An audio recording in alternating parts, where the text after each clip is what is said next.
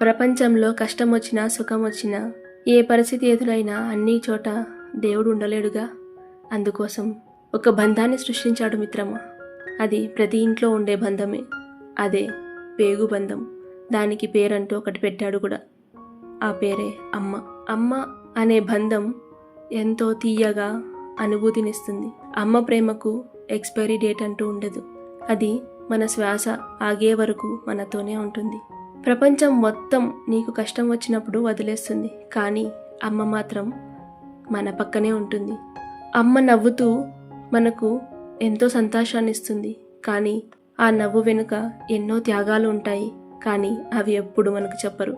దేవుడిని చూడలేదు మిత్రమా, కానీ అమ్మ రూపంలో ఉన్న ప్రేమను చూస్తున్నాం. అమ్మ కోపంలో ఎంతో ప్రేమ ఉంటుంది, కానీ అది పెద్దయ్యాకే అర్థమవుతుంది. మనం చిన్నపిల్లలుగా ఉన్నప్పుడు అర్థం కాదు. నీ విజయం చూసి నిజంగా ఆనందపడేవారు, గర్వపడేవారు ముఖ్యమైన వ్యక్తి ఒకరున్నారు. అదే అమ్మ.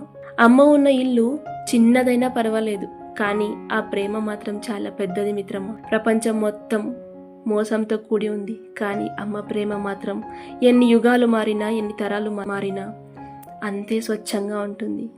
అమ్మను బాధపెట్టిన రోజు మాత్రం మనమే ఓడించుకున్న రోజు. కాబట్టి ఎప్పుడూ కూడా అమ్మను బాధ పెట్టకండి మిత్రమా. ఈరోజు మదర్స్ డే కదా, కానీ అమ్మ ప్రేమ జీవితాంతం ఇస్తుంది.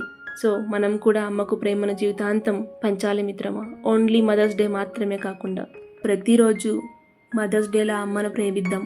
అమ్మ పంచే ప్రేమ ముందు మనం ఇచ్చే ప్రేమ ఎంత మాత్రం మిత్రమా.